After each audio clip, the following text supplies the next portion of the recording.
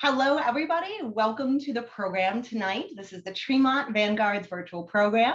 My name is Megan Alves, and I am the marketing and program manager for the Artist Archives of the Western Reserve.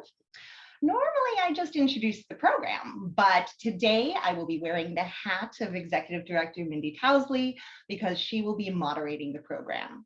So to start things off, I'm going to let you just know a little bit about the Artist Archives. We're pretty special.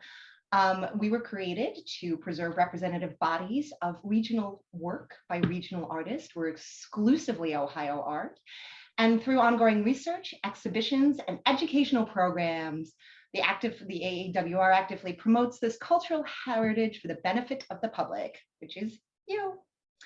Our current exhibition, The Life of Objects, featuring the work of archived artist Terry Durst and Roy Bigler, is on view till June 25th, so it's coming right up. And in fact, as a special treat, Terry Durst, who is on the panel this evening, will be joining us live from the gallery in front of his work, so you'll get this much view of the show. I would also like to formally thank our funders, the Ohio Arts Council, Cuyahoga Arts and Culture, the Cuyahoga County Board of Developmental Disabilities, the people of Cuyahoga County, the George Gunn Foundation, the Bernice and David E. Davis Foundation, the William Bingham Foundation, the Zufall Foundation, and all of these for their continuing support, without which we wouldn't have these programs for free. So now on to a little bit of Zoom housekeeping. I know you're all practically living on Zoom, or at least, or I'd like to forget a time when you were, because we're almost on the other side maybe. But in this program, some important things to be aware of are the chat. So it looks like a chat bubble. You can go ahead and communicate either with fellow attendees or with archive staff. If you're having a problem, something's not working, go ahead and put it in the chat. I promise I will get to it. Or you can raise your digital hand, not your real hand, won't see it. It's part of the functions of Zoom, and I'll go ahead and send you a direct message. Q&A, best part of the program. Following the presentation, we will have Q&A, and there's two ways you can participate. The first way is you can actually speak out loud, and the panelists can verbally interact with you. We won't be able to see you, just one of the functions of the webinar. But if you raise your hand, I'll go ahead and unmute you, and then you can talk from there. The second way you can do it, if you're feeling a little shy, a little demure, you can go ahead and type those questions into the Q&A, and then I will verbally ask them at the end of the program. Accessibility, super important. Live transcripts. If you'd like a live transcript or closed captioning, there's a little CC button, usually at the bottom of the Zoom, but it could be in different places. Go ahead and hit that.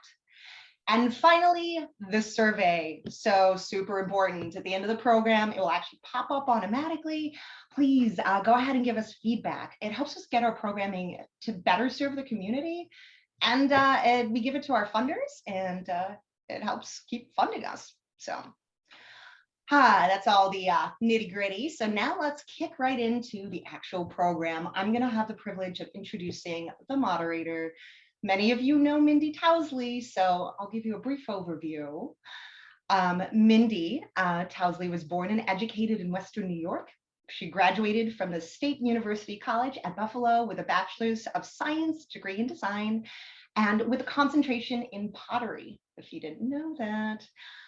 After exhibiting extensively in the region, particularly around Buffalo, Mindy relocated to Cleveland in 1992, where she became quickly a part of the Northeast Ohio arts community.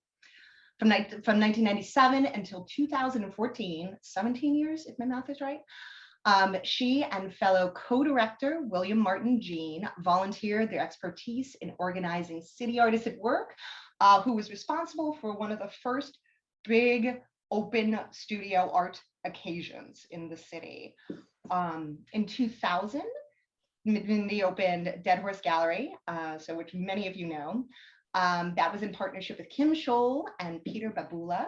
That was in Lakewood, and Dead Horse is really known for showing a lot of really interesting experimental art, just edgy, interesting things, including Terry Durst, who I get on the program today. During this time, Mindy exhibited her own artwork widely. She was also the former director of Harris Stanton's Gallery in Akron, former secretary of the Northeast Ohio Art Dealers Association, and And finally, for those who don't know, Mindy has been our fearless leader at the Artist Archives from December of 2014, where she is pretty much dedicated every waking moment, so it feels, to the preservation of Ohio art and the promotion of those artists. So, woo, okay, we did all of it. So without further ado, we're going to give things to Mindy. She's going to let you know about these amazing panelists, and I will see you on the flip side of the program for the Q&A. Mindy? Thank you, Megan. That was most embarrassing. Okay. Now I turn to embarrass all the rest of you. I'd like to thank our panelists very much for coming on today. I'm going to do just a brief introduction before we start the talk on Tremont. I'm going to start with Dr. Theresa Boyd. Theresa formed Doubting Thomas in 2000 alongside Ann Cotillion, Robert Ritchie, and Mark Hopkins, with the goal of creating an egalitarian setting for art, poetry, and performance. Doubting Thomas, I think, is probably one of the oldest galleries existing right now in Cleveland. Over 20 years it's been in existence, which is a phenomenal thing. Congratulations, Theresa. I think that's amazing. Doubting Thomas honors local artists, all forms of visual expression, spoken word music, social experimentation, and experimentation in general. Congratulations and thank you for running that gallery. It's been a boon to Cleveland. Our next panelist is Jeff Chiplis. Jeff is an internationally known artist who creates exotic sculptures with multicolored neon tubes. He uses repurposed materials to create his work, as do several of the other Tremont artists. And he's been a powerful force in the rejuvenation of the Tremont neighborhood. He's been on the board of directors of Spaces, nonprofit art gallery, as well as other organizations. I'm also going to mention he's the Carrot King, and I'm not going to say anything else about that. Maybe you can ask him about that. Jeff, thanks so much for coming on today. Real appreciate you having here. You're very welcome. Our next panelist is Terry Durst. Terry is an artist who identified as an artist very early in life. He spent a portion of his high school years roaming the country.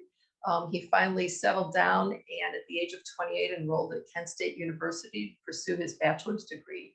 At Kent State, he studied filmmaking with Richard Myers, and he also studied sculpture. And when he left, I think he decided he was going to concentrate in sculpture. Terry is currently, as Megan said, an archived artist, and he is in the gallery right now at the archives with a piece of his work that he's done with John Gott in collaboration behind him, as well as the work of Roy Bigler. And we are so pleased to have him here and so pleased to have his work at the archive. And I hope you all go and see the show because it's really phenomenal. Terry, thank you for being with us. Thank you. And last but not least is Angelica Pozo. Angelica is a nationally recognized ceramic artist, educator, and author. She's originally a New York City native, born of Cuban and Puerto Rican parents, and she's lived in Cleveland since 1984. So 10 years more than me, Angelica. She moved there from Ann Arbor, Michigan, where she got her Master's of Fine Arts from the University of Michigan. She attended the very prestigious nationally prestigious School of Ceramics, Alfred, New York, for her undergraduate degree. She's a full-time self-employed ceramic artist. You all have seen many of her public works around town. Her mosaic works are all over Cleveland, thank God, because they're just beautiful. So she divides her time now between public art, making tile, and sculptural studio work, as well as writing books, teaching workshops, and architectural ceramics, and serving as an artist in residence. She's the recipient of OAC Individual Art Fellowship, and she's in the permanent collection of the Museum of Art and Design in New York City, as well as many other permanent collections. So Angelica, thank you so much for being with us. The invite. So I just want to do a little very brief background on Tremont. Tremont is one of Cleveland's oldest neighborhoods. It was historically home to many immigrant groups, Germans, Greeks, East Slavic countries. There's a large Latin population very close by, the Clark Lake Fulton area, Ohio City. Tremont is very close to what was the steel mills. So very much, it used to be an industrial neighborhood. I've heard firsthand from some of the older people who lived there way back when that it was dirty when the steel mills were operating. You can imagine it's right on the edge of the valley looking down into the mills. By 1920, Tremont was home to 36,000 residents. The population began to steadily decline in the 1960s with the loss of those jobs, those steel industry jobs. And the steady decline kind of culminated in the recession of the early 1990s. By 2000, Tremont's population had dwindled and there were fewer than 9,000 residents. It is home to many historic buildings, particularly churches, the Pilgrim Congressional, UCC, St. Augustine, St. John Cantius, and St. Theodosius, Russian Orthodox Cathedral, as well as, I think, many residential homes that are quite architecturally wonderful for Cleveland and a little bit unusual compared to the other homes here. So the neighborhood has seen a lot of growth in recent decades. Today it's home to restaurants and art galleries. It began its revival, I think, in the 1990s due to a large influx of new residents, young professionals, empty nesters.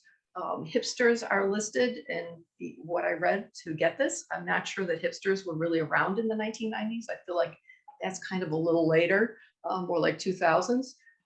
But I think one of the biggest groups that came into Tremont in the 1990s are the artists. And so we're going to talk tonight about how the artists changed the neighborhood and how artists change neighborhoods in general, and some of the good things and some of the bad things that come along with changing a neighborhood.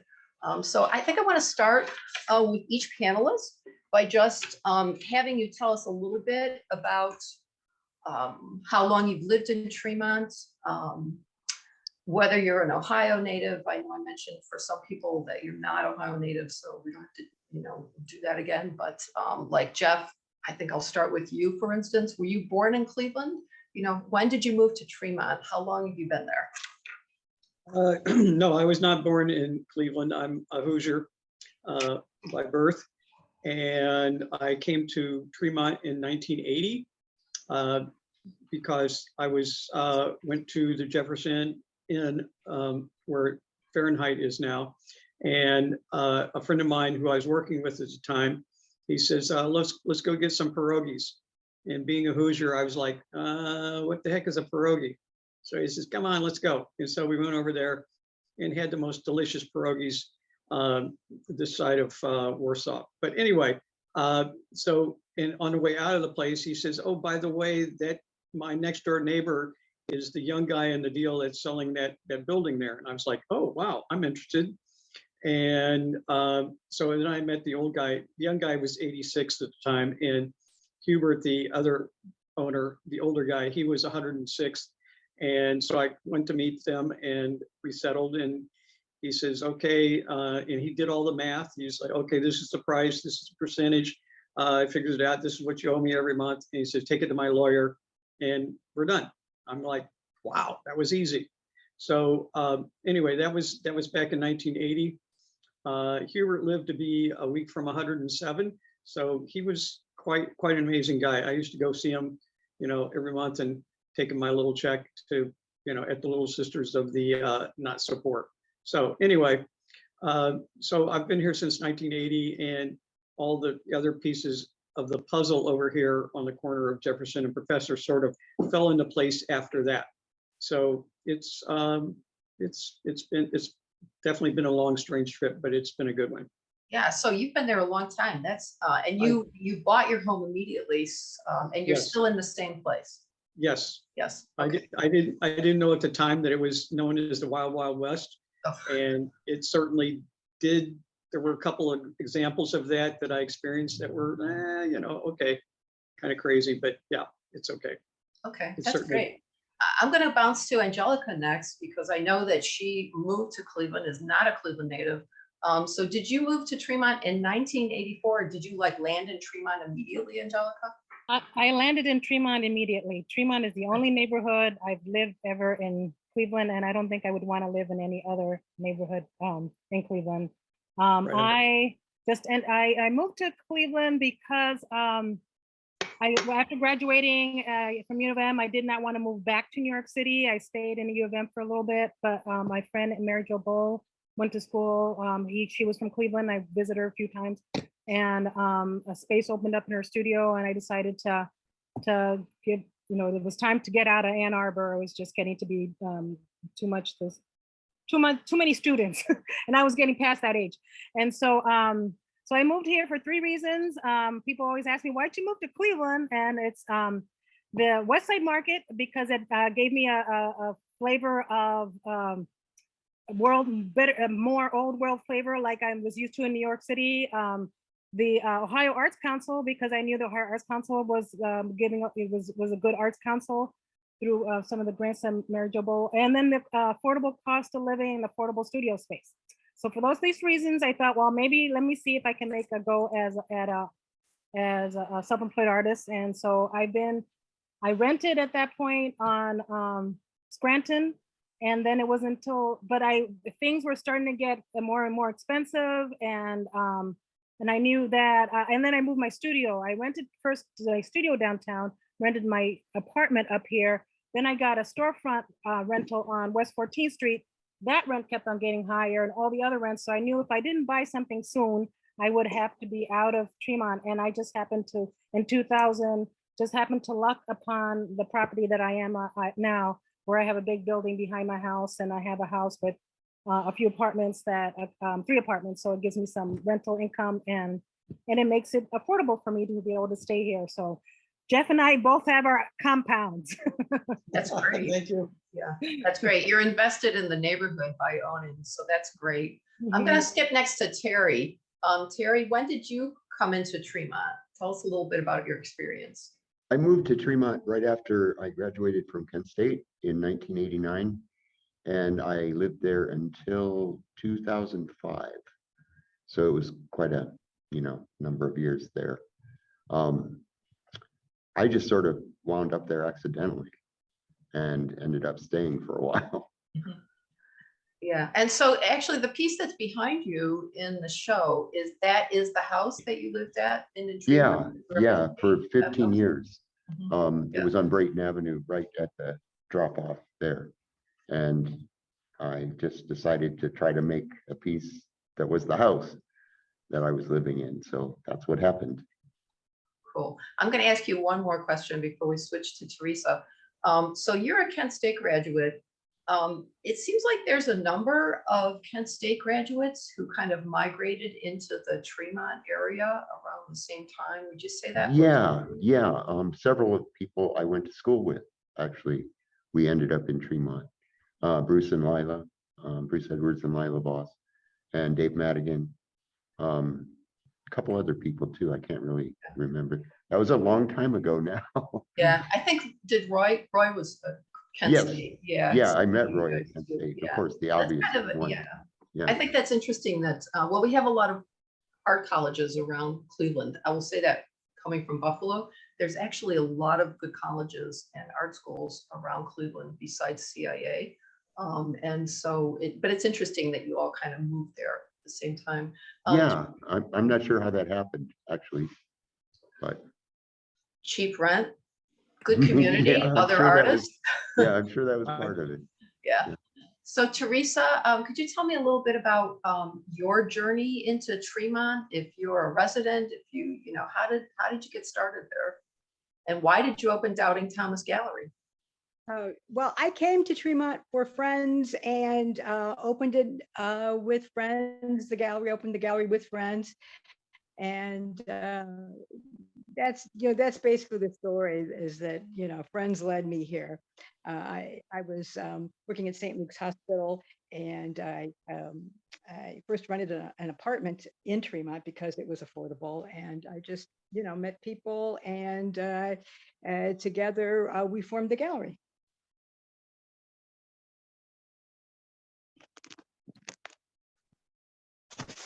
Oh, Mindy, you're muted.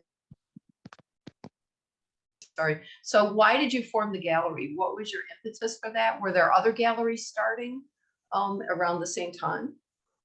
Yeah, the Tremont Art Walk had been up and running, and that was the big impetus was to join that. I had artist friends who knew that they would have an opportunity to sell their art and get it displayed if we rented a space in Tremont where we could do that. And because the Art Walk was already here and in place for about 8 years before we started the gallery, that's why we located here. Okay. So the art walk, actually, the first art walk was started by Jean Brandt. Is that right? Yes. Yeah. Okay. And that was in 1993. So No, maybe the Art Walk was, but she opened the gallery in like 1990, I think. okay. So yeah. And was she actually the first gallery that opened in Tremont, do you think? The first one that was actually promoting the shows and the work, I think. Ron Naso had a gallery there, and were there any others, Jeff? I'm not sure. Yeah, Ron Naso would, I think, might have preceded Jean there by 5 or 10 minutes in the big time frame. But yeah, and if you go way back, you could consider the Olney Gallery over on 14th there. But I was not around for that, but that's sort of some ancient history, well before what we're talking about.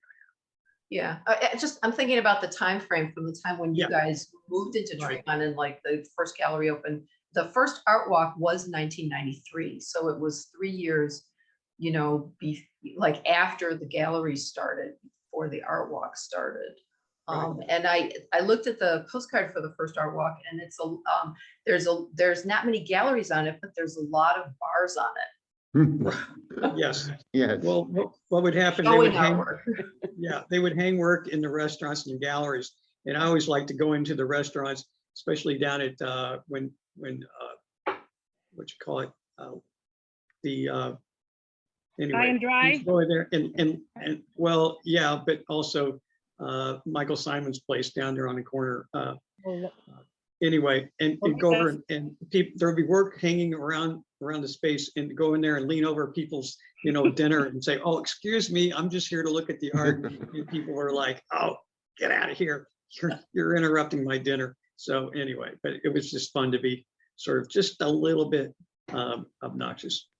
Yeah. So you guys can all jump in when you want at this point. So tell me about some of the other things that were around this time when things were really, I think things were really starting up then. Someone mentioned to me the Visible Voice bookstore, and then there were bars, restaurants. I think Edison's open then. Oh yeah. Yeah. This is open. Wildflowers. Remember that at the Limco Hall, Wildflowers. Yeah.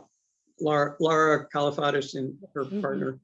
And they had installations. They had the shows, artist installations. I remember Lisbeth Wolf did an installation there. Yeah. Really cool. So while all this stuff was going on, what about the people who lived in Tremont when you moved in? Because I get the feeling that the people that live in Tremont now are not necessarily the people that lived in Tremont. No, No. not at all. No, I was scared for my life when I moved in there.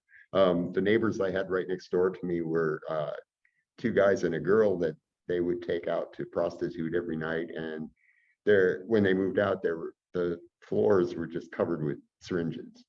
So they were doing drugs in there all the time, busting out windows in the middle of the night, things like that. I didn't think I was going to stay at first, but then it started to get a little bit better, and I toughed it out. Right. Yeah, there were certainly a lot of other communities here. Pretty major Appalachian community. A lot of families who had been here for a long time. And you would hear about from some of those that I talked to how they were getting squeezed out of the neighborhood. And also somewhat African-American community. But yeah, a lot of the I'm going to say lower income kind of people, because that was what the neighborhood had attracted at that point. And also a lot of Polish and Ukrainian immigrants too. So a lot of those families, the ones that hadn't already moved out to Parma, some of them are still here. Yeah, I know Sokolowski's active Oh, yes. at that point, yeah. Oh, yeah. Yeah. Mhm. Not necessarily as an, people would go there to eat, but not necessarily as an art mecca. Yeah, Yeah, not as an artwork. It was an eatery. Definitely Right across. eatery. I used to live right across from Sokolowski's. We had a lot of tennis shoes on wires overhead. Right.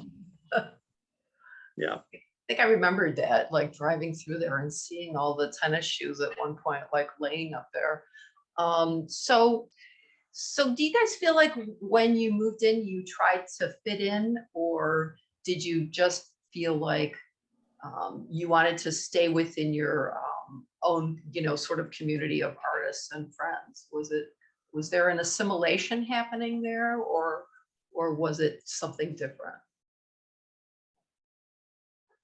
No, nobody wants to talk about that. Okay. No, I I was certainly. meeting new people like Jeff and Angelica. I mean, like I said, I had just gotten out of college, so there were a few of my friends there, but I really didn't know anyone yet. And I was trying to meet new people, hopefully artists in the neighborhood. And I didn't really think about trying to fit in or not. It just seemed like I did. we also tried to meet the neighbors. You want to try and meet your immediate neighbors anyway, and then it sort of expands there. Somebody who you see, on the street all the time, or, back when the Golden Spot was there before Michael Simon, that was a pretty special place. Also, AKA the G Spot, but it was where you get it was a greasy spoon that was, popular with a lot of the regulars in the community. Okay. Do you have anything to add, Angelica? I was just responding to a chat, something on the chat. There people are talking about the large Puerto Rican community in Tremont, and so I was just starting to respond that it's not so much in Tremont. It was more that they're seeping into Tremont from the neighboring neighborhood. Big is Clark Fulton, and maybe the Metro North Block Club area which is near Metro Health. But that's right into Metro Fulton. That area is more strongly Puerto Rican. And I'm in the southern part of Oldham neighborhood or Block Club area, which is more of a blue collar area of Tremont, where Jeff is up more in the main, and where Downey Thomas is, where was very much more gentrified than my area. My area still has a lot of blue collar worker homeowners and renters, a lot of renters, but it's still a bit more like old Tremont than the newer gentrified Tremont is more north of me. So how do the people in the neighborhood where you live, because you're still in, you're still in touch with like some more, I would say, original residents. How do they feel about the changes that have happened in Tremont? Do they ever address that with you? Do they ever talk about it? I think that it's not as prevalent here, because it's not like where you're in the north and where like, dang, these people parked in my driveway, or look at, where you're really confronting all these changes in your front yard, basically.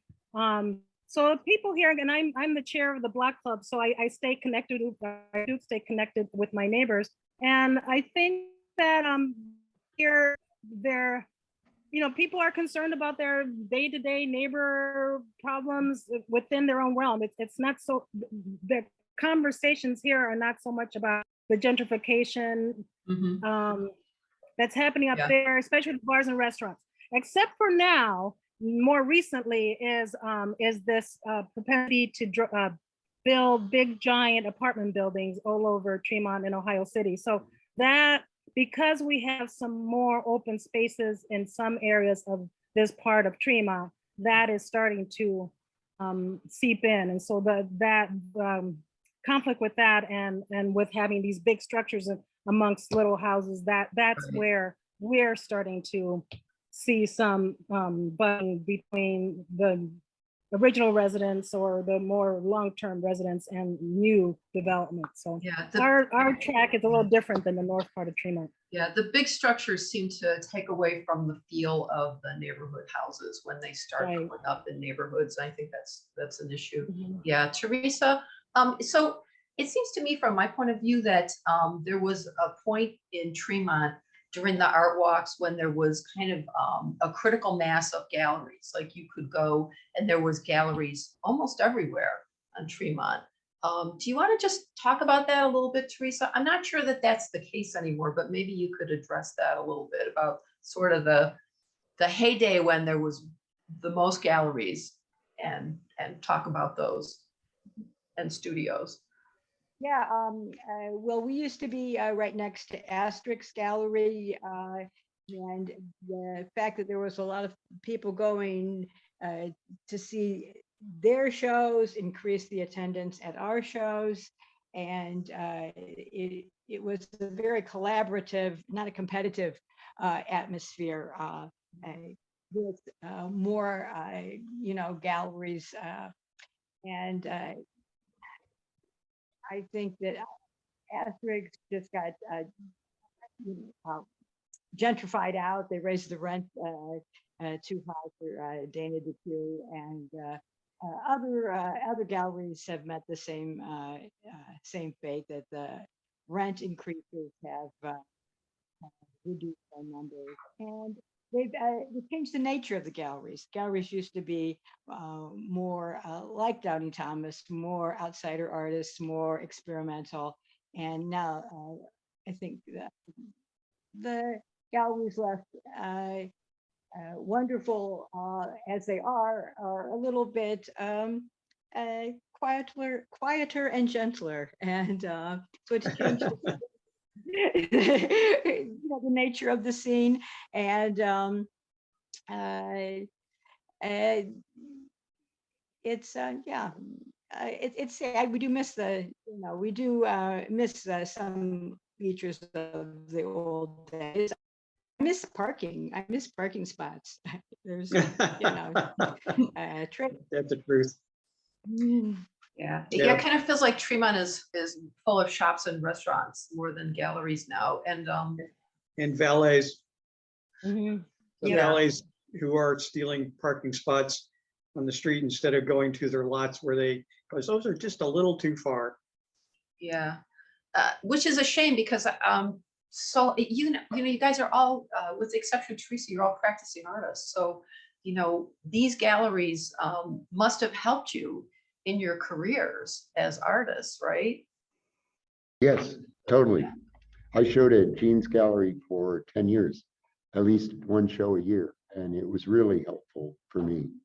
And Jean was really helpful to get the work seen.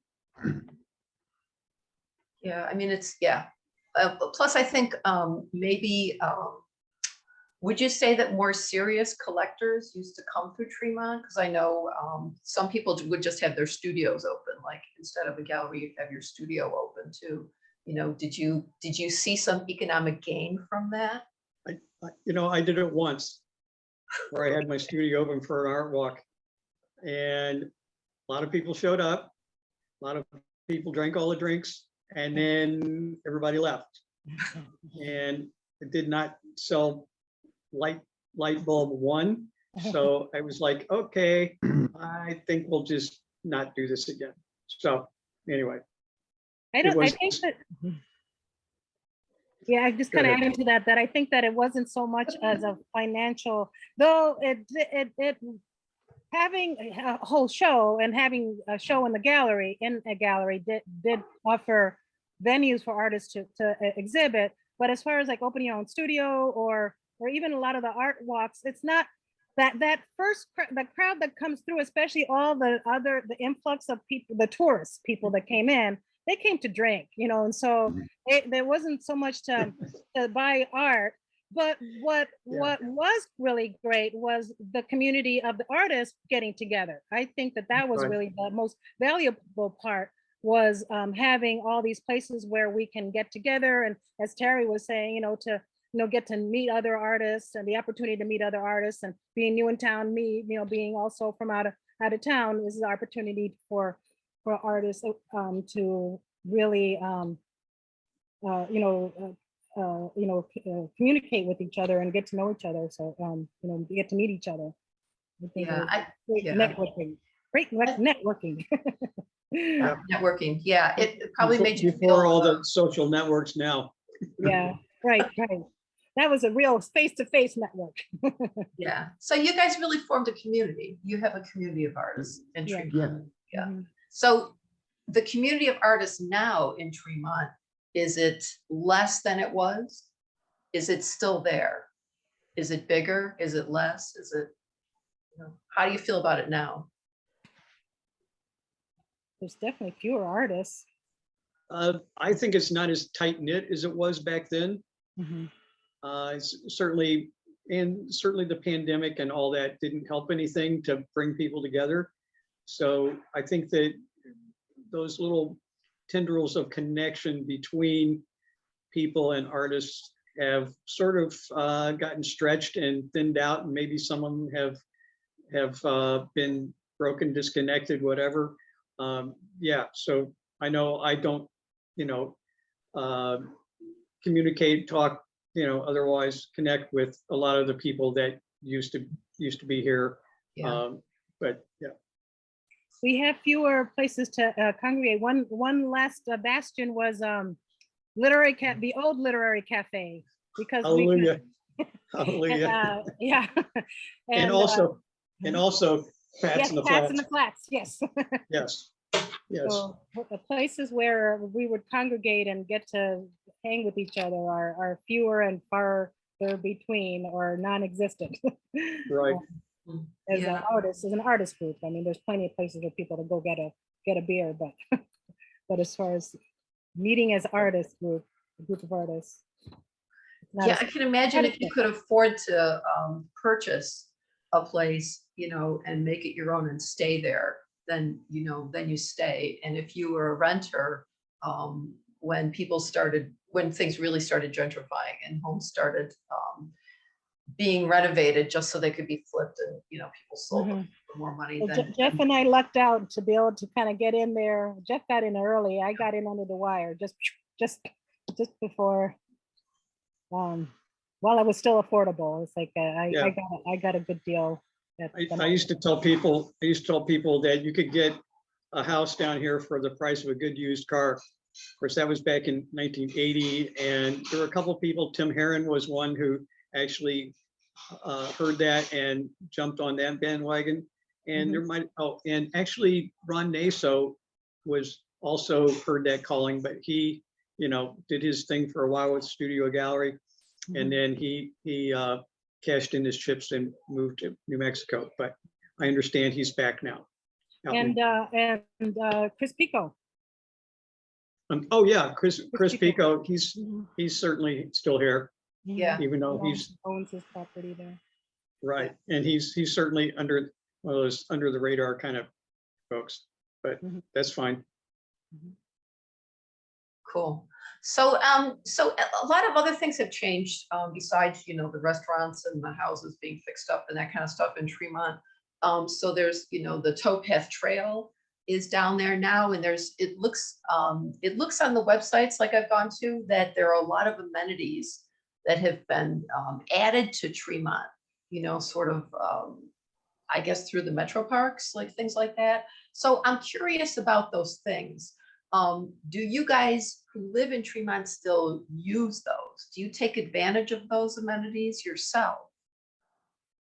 Or is it people coming in from outside of Tremont who are using all of that stuff? The Tremont people are using the towpath, especially the joggers and the bikers and such. And I want to walk more, and so I have walked sometimes on the towpath. I want to do more, because it is a nice walk. But so I think it's both used tourists as well as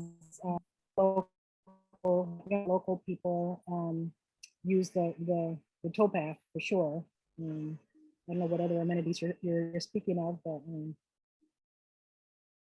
we don't go out, at least me, I don't go out to the bars and restaurants as much as I used to, because they're all so much more expensive than when we first moved here. Yeah, Right. Yeah, I know you had a story about that, Terry, that was like you and Dan couldn't actually get into a restaurant after living there for. Well, we got into it. We went there at lunchtime, but we had been doing painting jobs at the time, and we were in our painting clothes, and they weren't, bad. They were just, they had some paint on them. And we were asked if we could dress a little bit nicer the next time we went in, which was kind of hilarious after moving there in 1989 and seeing what everything that happened. And how Dan and I had been, part of it and instrumental in it, to be asked that. And that was, we got out of Tremont pretty quickly after that, because it just didn't feel right anymore. Yeah. See, that kind of is, the area that I'm in, since we don't have that kind of confrontation of, of having that right in front of us, like you're going there, we don't have, that doesn't seem to happen.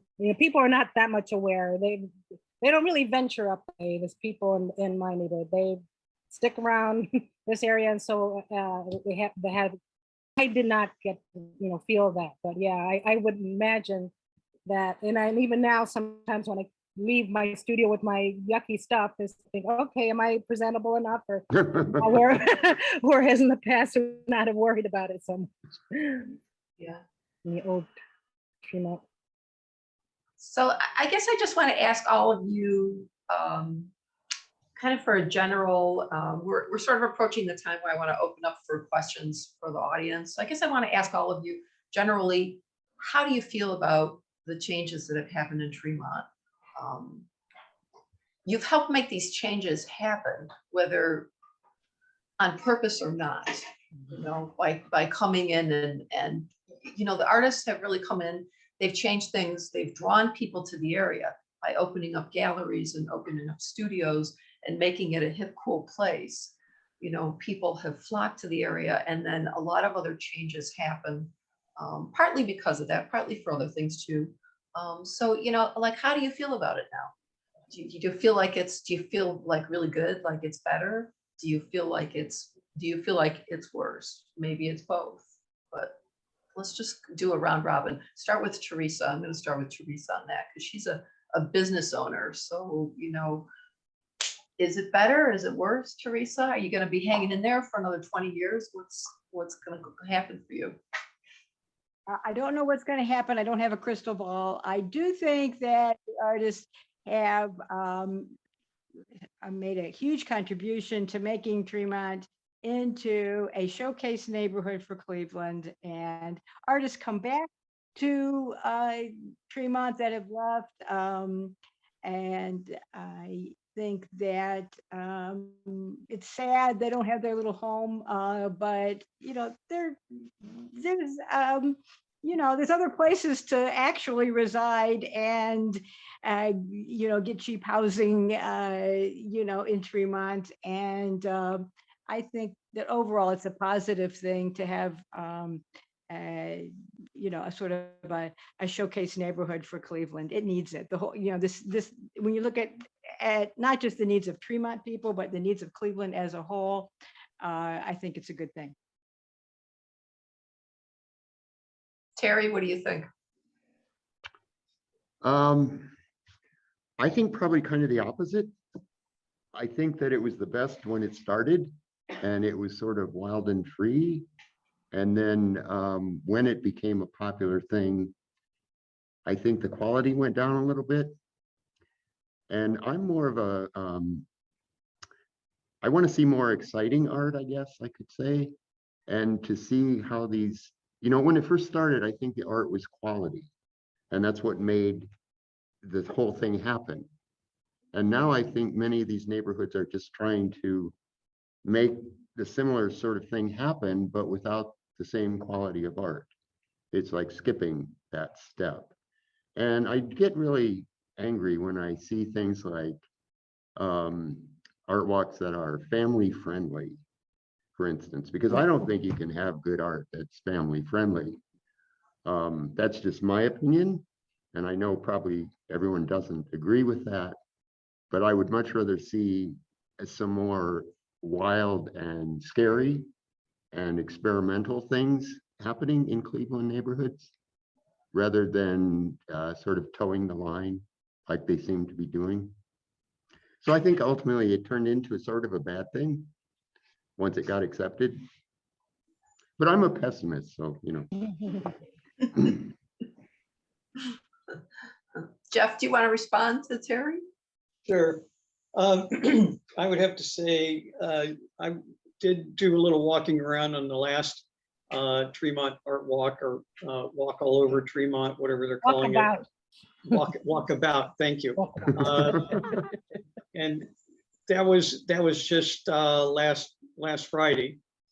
And all of Professor Avenue was set up with little pop-up tents and people selling tchotchkes and jewelry and, you know, animal goodies and things that it's sort of didn't have the old kind of like atmosphere that it did back in the 90s. That's what I was trying to say, yeah.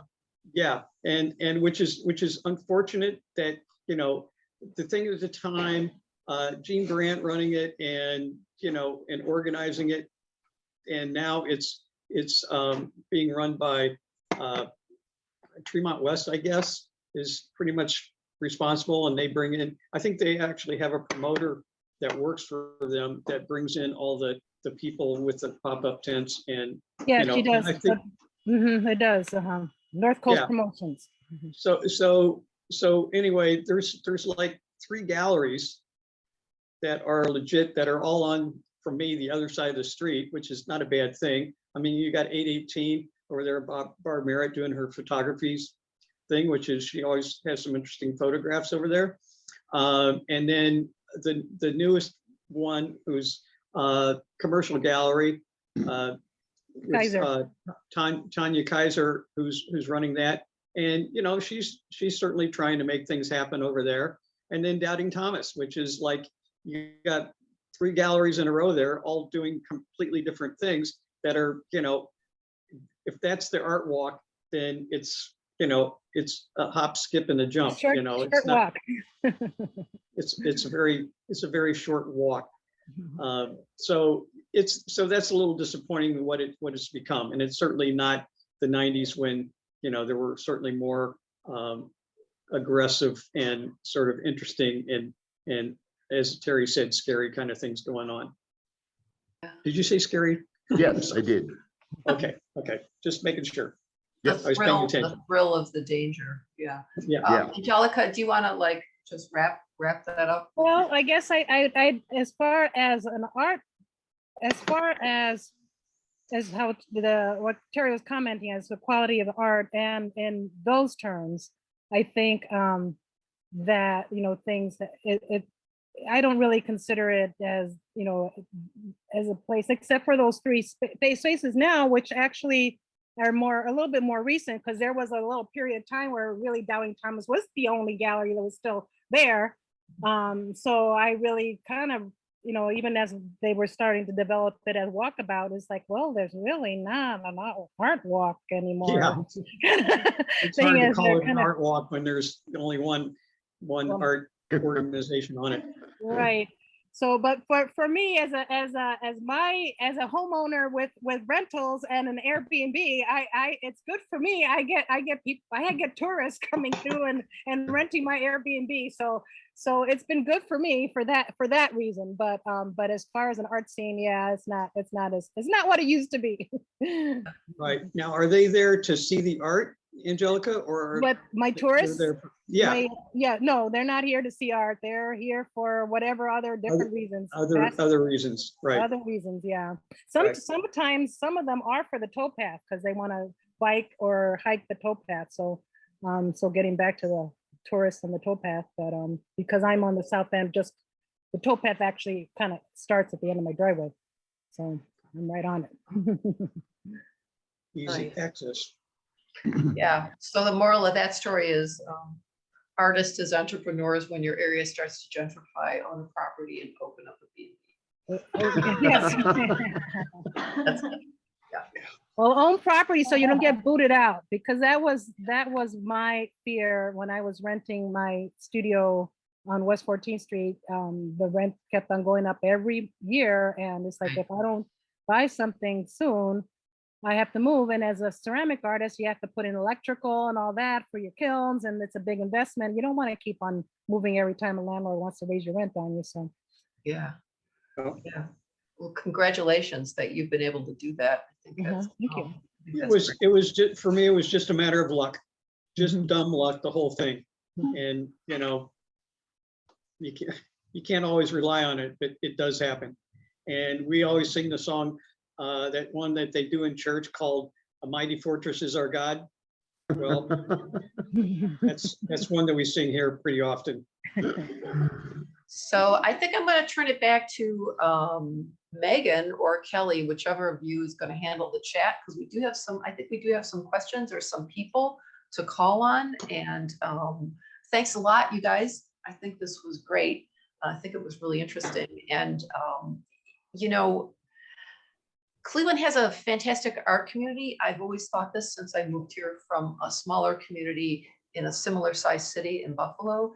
And when I think about the artists that have moved around from Little Italy, which was kind of the place to go when I moved here, to Tremont, to Collinwood, to the Gordon Arts District, the artists have really helped change the face of the city. And so it's extraordinary that our city government does not recognize that more and support us more in publicly in different ways. I'm just gonna say that before we turn it over. They do have the Idaho Arts culture, and Culture, yes. arts and culture. But yeah, that's one fair. But except for the cigarette tax that sort of filters down to a few artists, and it's, you know, whenever I see somebody smoking, I always say, "Thank you for supporting the arts," and they look at me like, "What?" But yeah. Yeah. So Yeah. yeah. But yeah, Buy I think that. them, don't smoke them. Yeah, Yeah. City Hall, although doesn't, you know, it never actually comes out and says the arts are an economic engine, and we need to, you know, we need to recognize that as well as some of the other things that they recognize. But anyhow, so Kelly, are you handling the chat or Megan? Okay, great. I'm going to mute myself. We're going to go back to Megan, and we're going to answer some questions from the audience. Okay, so well, before we actually did questions, there were a couple of Tremont artists that I noticed in attendance that I wanted to see if they wanted to just share a little bit about their Tremont experiences. First one actually was going to, and it's okay if you don't want to, it's totally fine. I actually wanted to see about Steve Mastriani. So he not only owned a gallery in the area when Tremont was booming, was happening, and he also created this beautiful portrait series called Tremont. I believe it was Tremont Veterans, but do correct me. Jeff and I were going back and forth on that. That actually immortalized a lot of the people in it. So if you are interested, perfect. I'm going to go ahead and let's see, give you permission to talk. Yes, I'm here. All right, perfect. Go for it. Yeah, no, thanks. Really, everybody covered quite a bit of it, and the history and the nature of it. I would just sort of echo a lot of the sentiments and say that it was great fun while it lasted. I don't think it was ever really sustainable. I don't know if anybody ever really thought it was sustainable. Things change, you know, we are sort of, we kind of promoted our own demise, but I don't think anybody was really surprised by that, you know. I would have a lot of people come into the gallery, and after they look around, they would want to know, you know, where to go to eat or drink. And I would make some recommendations. I'm pretty certain that nobody ever went to a restaurant and said, hey, where can I go buy some art after I eat? So we were there to sort of, support the businesses that were making money, and it's okay. We all did it for fun. We did it, because we wanted to do it. Everybody would like to make money, but it doesn't always work that way. So it's just the nature of it. It's neither here nor there. It's not bad or good. It's just, I'm lucky to have had fun, and I know you guys all had a lot of fun doing it. Some still are, and that's great. That's my 2 cents. And it's a good point too. It's what is the inevitability of neighborhoods when you start with this sort of transition? Is it going to continue to transform, to change? So it's the oldest story in gentrification in America. I mean, that's the way it goes. We see it over and over again. Nobody should be surprised. The one difference, because when I moved, this was happening in the warehouse district, and a lot of artists, a little soon after I moved here, a lot of artists from warehouse district were being pushed out of that area. And so the one difference that I saw in Tremont was that because the housing stock was small, and some artists like Jeff and myself were able, and Chris Pico, as we mentioned, were able to actually acquire some of the housing. It has not totally taken all the artists out of the neighborhood because of the size of the housing stock. But whereas in the warehouse district, nobody could afford to buy one of those buildings. No houses. No houses. No houses down there for us to be able to afford. So that's the one thing that has kind of at least saved, to have some flavor of artists in the neighborhood and not be completely gentrified. But that's been one of our saving graces. Right.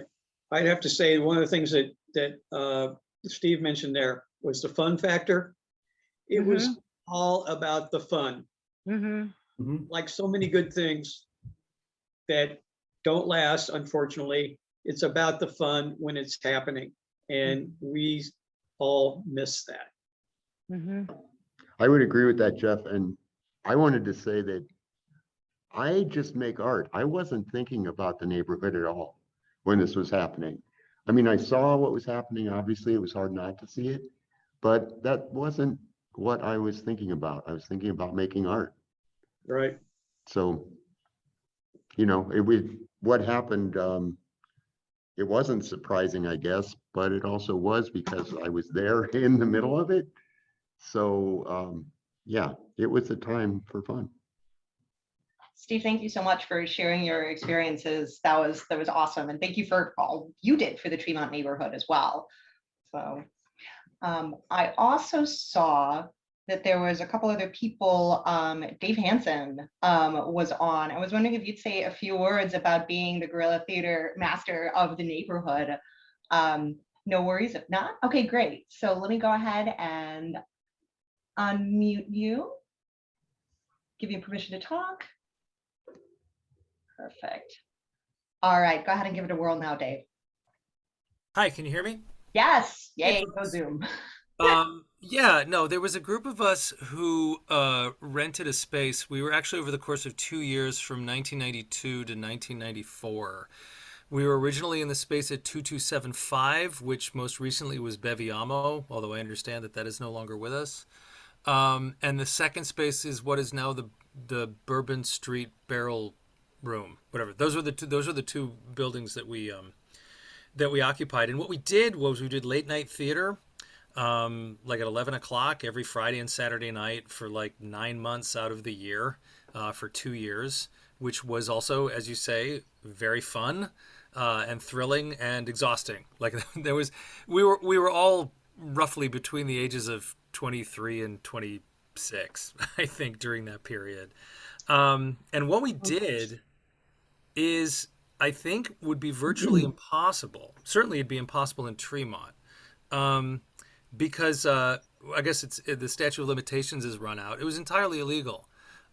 We did not have an occupancy permit. We'd actually been encouraged, I won't name names, by someone who's like, the city won't care, just do what you do, and don't get in trouble. because that's what we did. We had rented a building, and we were able to occupy the building. Many of us lived there, and so their rent was able to make it possible for us to do what we did without having to worry too much about making a profit. Um, but we did some Shakespeare, but we did entirely original work the other months of the year. And it was very exciting. And sometimes we got a lot of great attention, and sometimes we would perform for audiences of 2 or 3 people. But we would perform for audiences of 2 or 3 people. Um, and it was great being part of the art walk, because it was just, it was nice to have our name on the postcard and to kind of get our word out that way. We tried, when we weren't doing performances, to stay part of it by putting up our less than professional artwork just so that we had our foot in. But usually it was advertising whatever show we were doing at that time. Yeah, and it was great. And there are people that we met. Jean, of course, recommended that I join you tonight. So it's because of Jean that I had the chance to listen to this, and everything everybody's saying are things that I remember or recognize or understand. So that's it. Thank you so much. And I mean, that brings up a really excellent point, that maybe some of this stuff only can happen when it's on the periphery, when it's on the fringe, when you have somebody with a warehouse and a friend who's not really paying attention.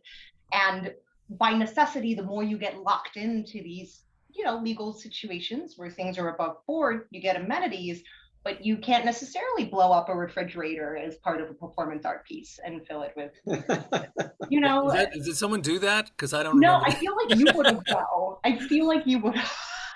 It probably happened at Asterisk. Yes. They were known Yes. to blow up a few things there.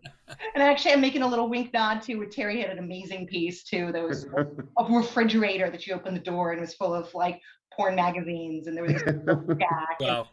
It was scandalized, and well, they wanted people to be more scandalized than they were. There were reporters waiting around, looking at the piece, waiting to take photos of people that looked aghast, and the reporters didn't get much because it was the 90s.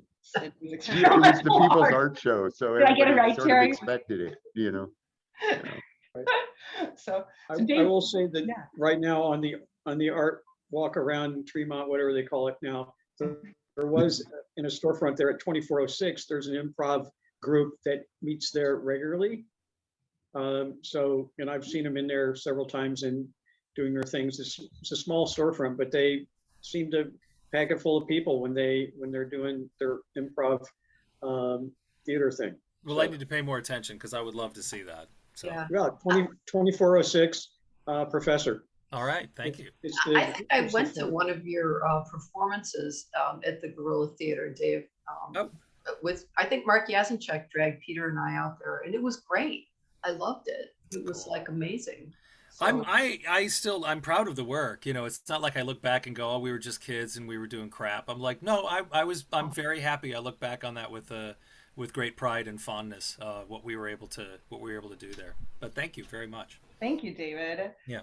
And actually, interesting fun thing is that there's Maelstrom Collaborative. There's storefront improvisational art that goes on in Gordon Square, where they'll put people in a storefront and essentially do endurance performance art, like a la Anna Mandiana and that kind of stuff. A little shorter, a little less blood, but still. So there is some legacy of that theater going on in different neighborhoods.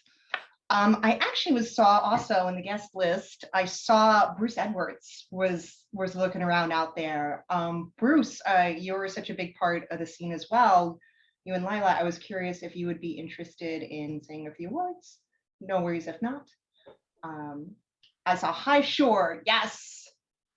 God, I love artists. They actually jump in. Normally, people, no, I don't know how to talk. All right, Bruce, we should be able to hear you now. Hello. Yes, awesome. Yeah, we'd love to hear your Bruce. Tremont experience, Bruce. Hey, Bruce. Good to see everybody. Yeah, Tremont was a great place. When you asked everybody else, Mindy, about where they came from, I came from Kent too, and went to Ohio City where gentrification was already happening. Lila Voss had a studio building there, the old McGuffey School, and I moved in there. And then, of course, she and I are together and have been for a very long time now. And we found that building in Tremont. And we were attracted to that partly because of what was happening there. Ron Naso was next door. Jeff was down the street. Other things were happening. People were just there doing stuff. Yeah. And when Terry sort of talks about the fearlessness of the early days, it really was sort of, things were really edgy and right out there in the open. We're doing this because we want to. And I don't know, like Lila and I did a piece where we ran into our wall.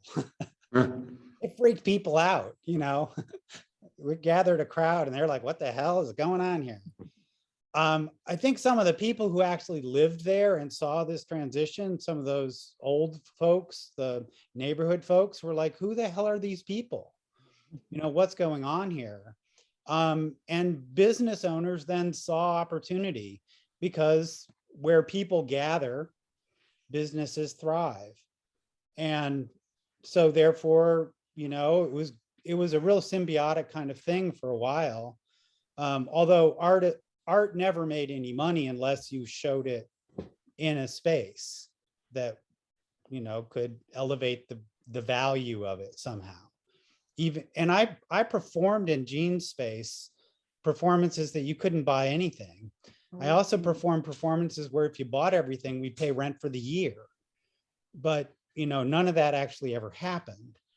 You know, because that's the nature of art. You make it, and, you know, I don't know why the hell we make it. We're fucking stupid. Yeah. But Yeah, we thanks do for it. coming on, Bruce, because I feel like you were right in there at the point where I think Tremont peaked.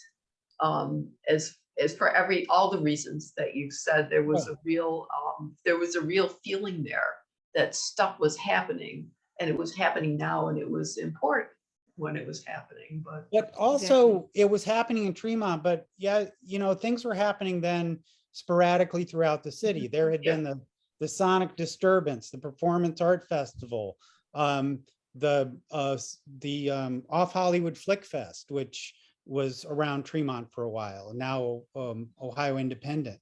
So there was, you know, that kind of stuff. And then Art Without Walls popped up and did stuff on 4th Street. And 4th Street started to happen because there was nothing happening there.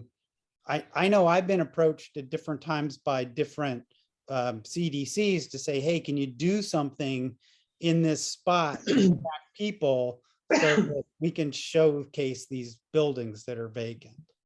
You know, that's sort of how art has been leveraged.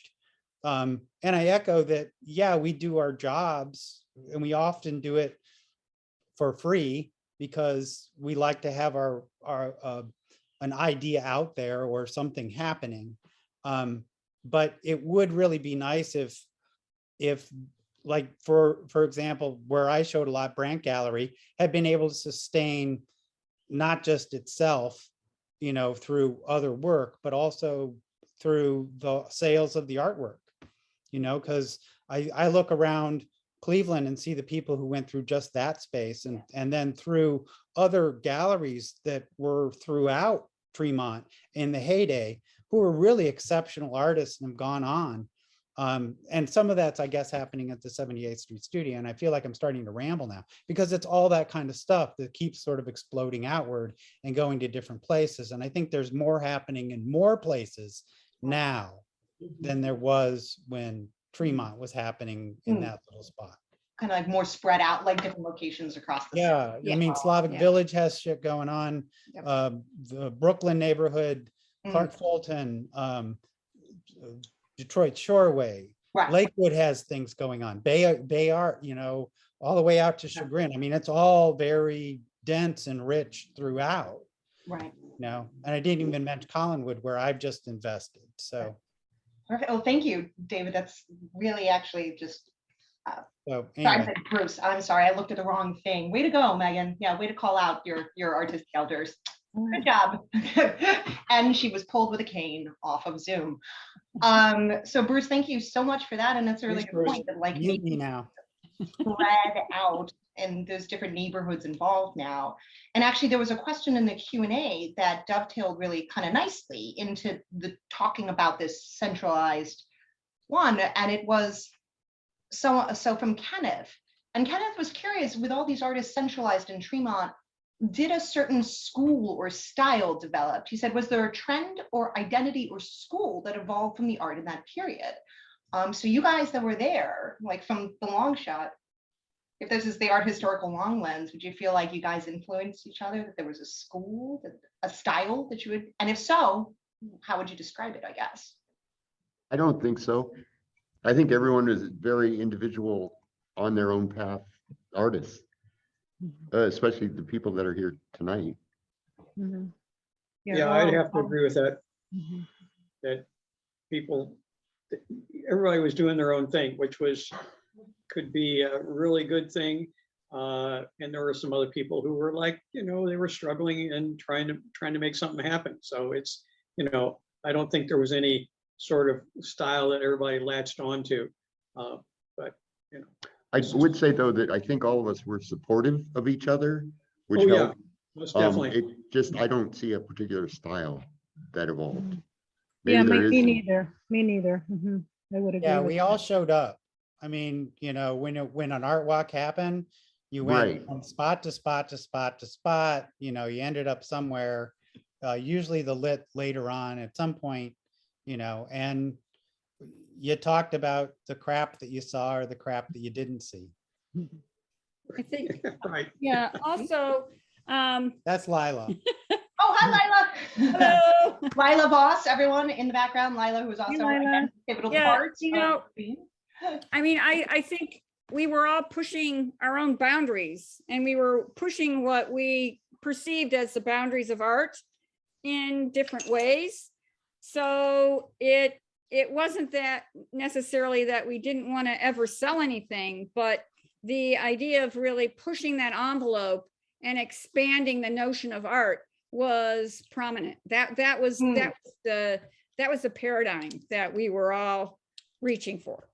That makes sense, actually. So that instead of not everything wraps up with a nice bow, right? The fact is that everyone was doing their own stuff, but maybe the common thread was this just pursuit to gun it, to go to experiment, to not feel bound, to not worry if it was going to sell in a prestigious gallery downtown over someone's couch, Right. So Because we didn't have that many galleries that were showing local artists anyway, so it was, what the hell? We're just making the art for ourselves.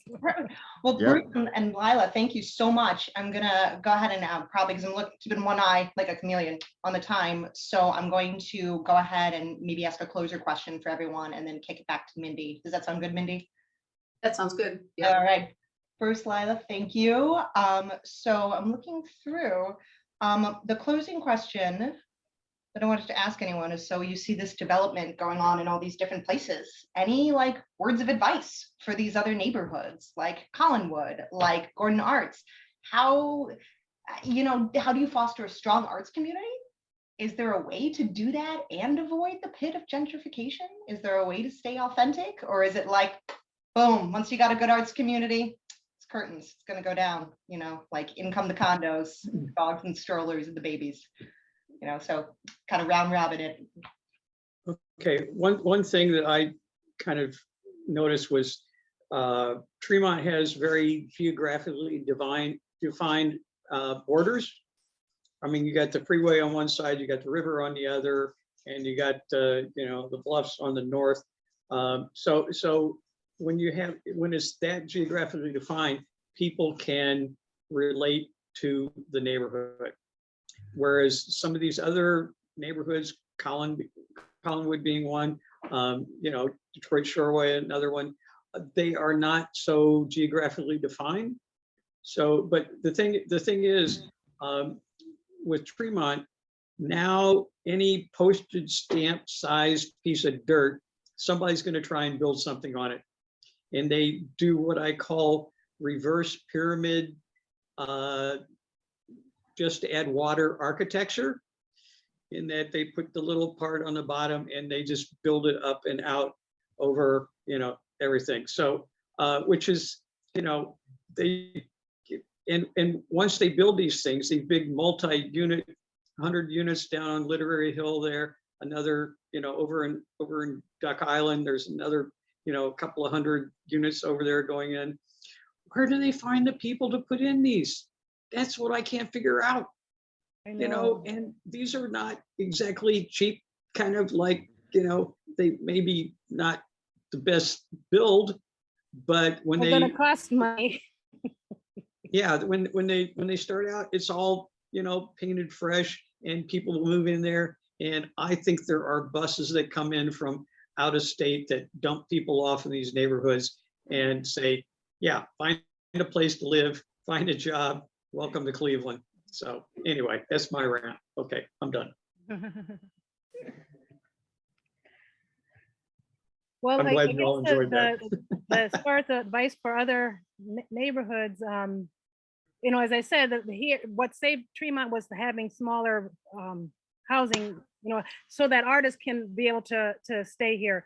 So in other situations where there are big housings or whatever, but just to be able to maintain some affordable spaces for artists, that's what they were trying to do at Tower Press building. Yeah, the Tower Press building with having certain amount and some other buildings as well, but having allowing certain amount of space to be for artists. And so so that would be one thing. And then the other thing also what Jeff was saying as far as about the Tremont neighborhood being having finite, it's kind of like an island mentality, is that when you're on an island, everybody's part of the island. Like that happens in Puerto Rico. In Puerto Rico, people have a very strong allegiance to each other, no matter what demographics you come from. And so Tremont has that same sort of quality because of the finite border, that people had a more sense of a unit, of being part of a unit, where it's harder to feel that in other neighborhoods that do not have such a defined boundary. So that was an asset, that Tremont had as far as being able to build that momentum. But as far as other places, and what saved us here is a little bit was that to maintain some affordable spaces in those neighborhoods for artists to be able to live and work. And speaking of, Right on with that. yeah, that's really excellent. That's a really excellent point. You can't have a vibrant arts neighborhood if you price out all the artists. There you go. And in fact, yeah, Theresa, go for it. Commission-free spaces is what. Like Doubting Thomas. And just expect miracles. Here's my. In fact, they have a great show up called Air. You should all go visit Doubting Thomas and support these amazing avant-garde spaces that still exist. Sean Mishnak is the current curator of it. And yeah, I gotta say, speaking of fun, that was a great opening. That was fun as hell. Oh, heck. I hear there's a closing, Theresa. Yes, actually, it's the 24th, Friday the 24th. So everybody come by for the closing of this really cool show. And then sign guy is July 8th, next about. Awesome. Great. Thanks for Thanks, that Theresa. up. And I think that's just to end conclusion, also finally shout out to the artists that we. Well, you could also say Taste of Tremont's coming up, and there'll be 30,000 people in the neighborhood. And if you want to come and eat whatever, if you can afford it, but good luck on the place to park. Yeah. And then just before we go, I wanted to make sure to shout out to some other artists that were important that aren't here today. Michael Mahoney, who does did the flyers, a lot of them, the original 1993, all the way up through 2015. He is an artist and a graphic designer. Check out his work online. We also, obviously, Jean Brandt was given a lot of shout outs today for her gallery work. But here's a quick list, which was Stephen B. Smith and Mother Dorth, Jeff, Terry, we're here, Bruce Edwards, Frank Green, Tim Herring, Dave Madigan, Michael Mahoney, Steve Mastriani, G. Sun Park, Angelica, sorry, I'm naming people here because pulling it out is more brain than right now. Tony Serna, Dan Tranberg, Douglas Max Utter, who is part of our permanent collection, and then Lila Voss, Beth Wolf, later Data Depew, and so many more. We could only fit so many in a panel, but thank you all who did this. So with that, I think I'm going to kick it over to Mindy. Was there any closing remarks? That's it. I'm just going to add Amy Casey to your list. Thank you. It's like it was a hydra. Every Oh, time yes, I found someone Currently, new. So thanks. Yeah, just thanks again, everybody, for being on the panel. I'm gonna share my screen again. We've got some stuff coming up at the archives. We have some, and let's go to the next one. There we go. We've got some upcoming exhibitions. I want to make sure we've got some exhibition opportunities for artists. The new now entries are now open online. Visit our website for that. It's juried by Amalia Amaki. Manifestations, Paper and Clay, that's George Roby and work by myself at the Mansfield Art Center. So I'm putting in a plug for myself there. Opening reception June 26th. Please take the survey that is going to pop up after you leave. And again, thank you panelists all very, very much for being on tonight. I really enjoyed hearing what you had to say, and I hope other people did too.